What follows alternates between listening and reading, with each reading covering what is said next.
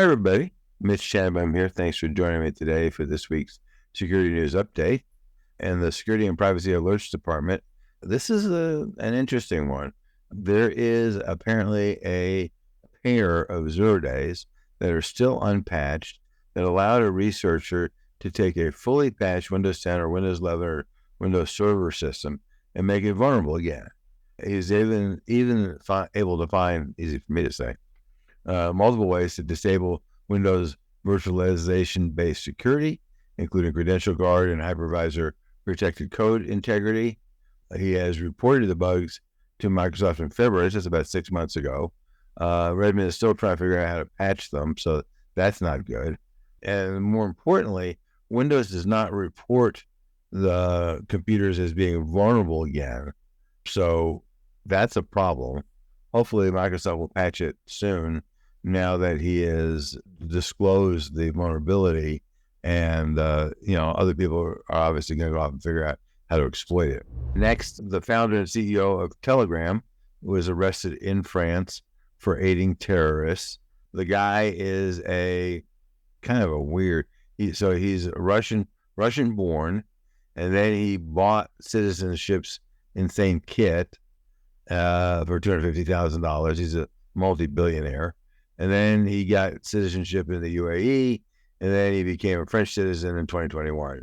He landed in, of course, his private airplane, because after all, if you're a multi-billionaire, that's what you do, outside of Paris on a regional airport, at which point he was immediately arrested.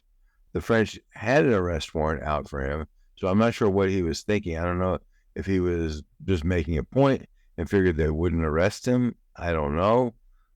Did he think he could manipulate the French legal system? Certainly a possibility, not clear. But, it's unclear. He's being charged with terrorism, conspiracy, fraud, money laundering, just a whole raft of stuff.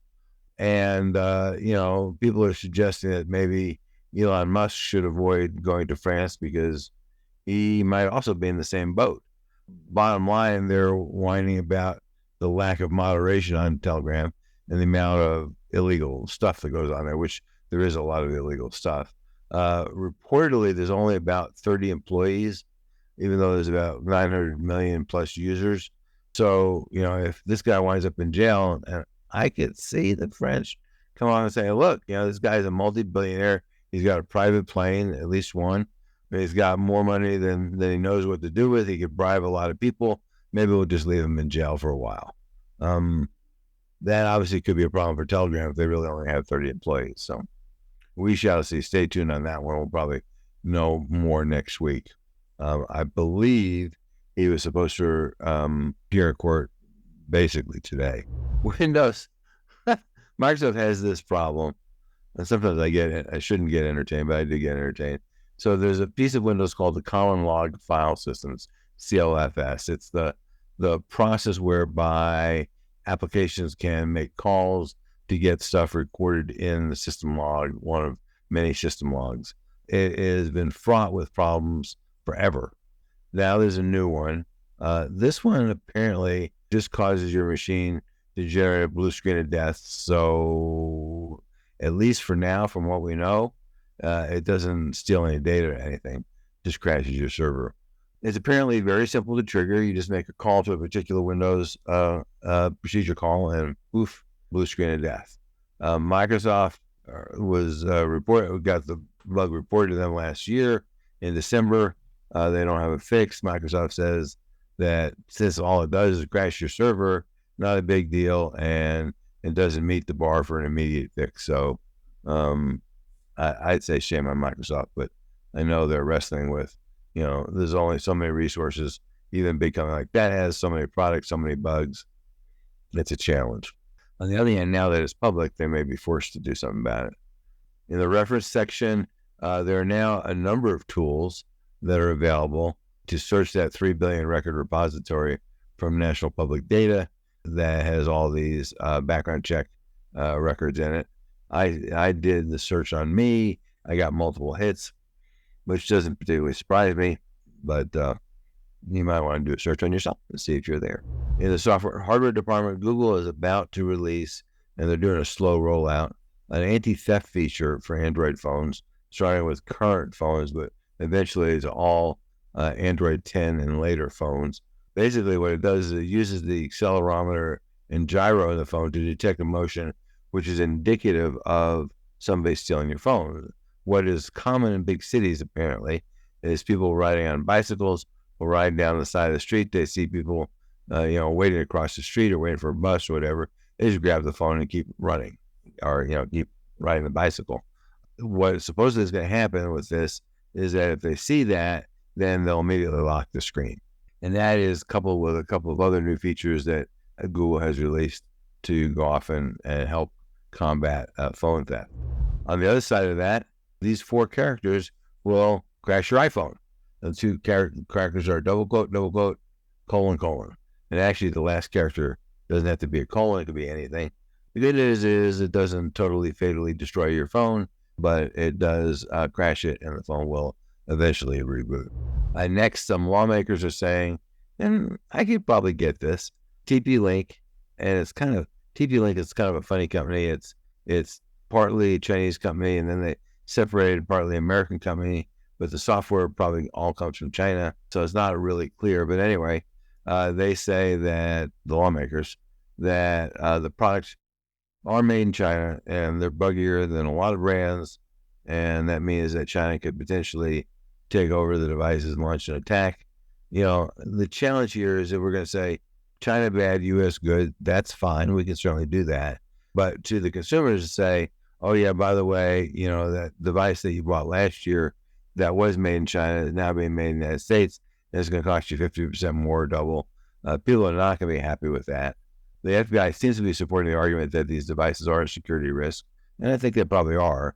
And the challenge is going to be, how do we go off and remedy that without making the economy take a big hit? Next, Microsoft is confirming that the August updates cause Windows Server boot issues and freezes. Apparently it's only affecting a limited number of machines, but the challenge is their software is so complicated and they have such a strong backward compatibility requirement that the odds of them breaking things is just way too high. There is a fix, so it's a temporary problem. In the legislative and legal department, Ginnie Mae, who is one of the big mortgage backers, government-funded mortgage backers, is now requiring lenders to notify them of breaches in 48 hours or less. I think there's some cases where it's actually 24 hours. The industry trade groups, and I'll whine at them and back them at the same time. So that's interesting how you do that. They're calling the rule impractical and onerous, and after all, they have so many breaches they can't keep track of them. No, that's not the case. The problem that they're complaining, I think, about with Ginnie Mae is, what incidents have to be reported. It uses words like potential, imminent threat, indirect. There's just too many words there that are just not clearly defined. The timeline, though, is very similar to the other agencies. FHA is requiring 12 hours. Fannie Mae is requiring 24 hours or 72 hours. So SEC is requiring 3 or 4 days. I forget which. So, the timeline is not so much the problem, I think. I think the problem is the really loosey-goosey definition of what's reportable. So that part, I completely agree with the mortgage industry. On the other side of complaining about, gee, we have to report quickly, sorry, I don't give you any credit for that one. Next, a telecom provider, the one that was behind the fake Biden robocalls in New Hampshire just before the primary, they got fined $1 million. They didn't get fined for, so there's multiple pieces of this equation. They didn't get fined for making fake robocalls, because they didn't. There is a requirement called stir and shaken that requires them to do work to validate the caller ID. That's the part that they weren't, as a carrier, doing, and they are required to do that. There's a separate activity. Feds are still seeking a $6 million civil fine and criminal indictment against Steve Kramer, the guy who created the fake calls. So that's separate, but what the FCC is trying to do is make sure these carriers are actually doing what they're supposed to do to try to get more accurate caller ID information. Because right now, in general, there's very little validation. In the education department, the National Security Agency, along with their partners in Australia, Canada, Japan, New Zealand, Singapore, and South Korea, a lot of partners are saying, we're seeing more of these attacks called living off the land attacks, where attackers are using built-in utilities to make it more difficult to find the attacker. Because, if some Windows program is running, you say, okay, it's a Microsoft program, it's running, big deal. So they're trying to give you best practices for event logging and threat detection, which is a good thing. In the breaches department, this is a bit scary. Al-Anon, which is the kind of self-help group for alcoholics, everybody is hoping that would be a safe place. Apparently, it's not. Their database with 200,000 records was apparently completely unsecured. It completely contained names, emails, unencrypted, in 2024, unencrypted passwords, phone numbers, verification tokens, the date the user joined, private chats, the whole enchilada. They did close the hole several days after it was reported to them, but we don't know how long it was open for, and who saw it and what they did with the data. And clearly, if you got people who are trying to recover from an alcohol addiction, the information gets out that they're alcoholics, that may threaten their career, their job, their family, all of that. So that's potentially a big problem. Oil giant Halliburton is reportedly hacked. They're being tight-lipped like a lot of companies. And one user said they're getting word from a friend in Houston that they're experiencing a massive cloud-based cybersecurity attack. Is bad enough that they're telling people to disconnect from the network. The interesting question is, how do you tell people to reconnect after they've disconnected? So that's an interesting problem. But other than that, I don't think it's any different than many of the other cyber attacks. On the other side of the scale of organization, the American Radio Relay League apparently paid a $1 million ransom after several months of trying to recover from a ransomware attack.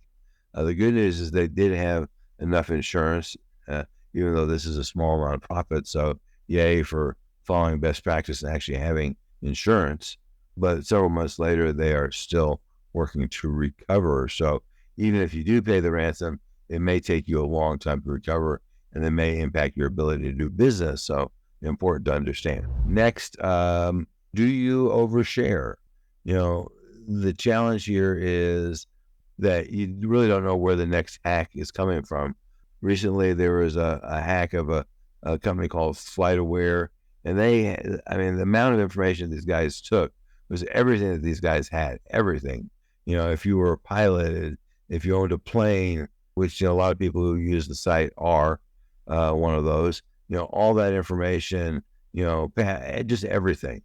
So, I think it's useful for people to think about what they're sharing, with who they're sharing it, and whether it's appropriate to do that, because you just don't know who's going to be the next victim of an attack. Next, that badge that you flash in front of the door to get into your office, well, that may not be terribly secure. Apparently, a lot of them are made, here's a big shocker, made in China, not secure, easy to clone.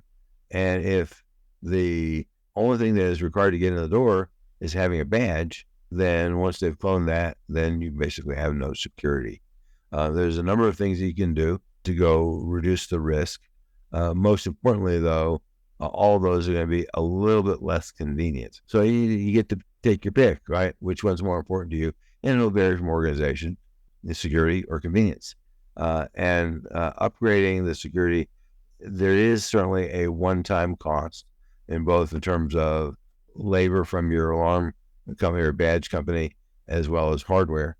But it definitely will be a whole lot securer. Next, we've seen these proliferation of websites that you can upload a picture of somebody with clothes on, and they will run their AI magic and take the clothes off and let you download it.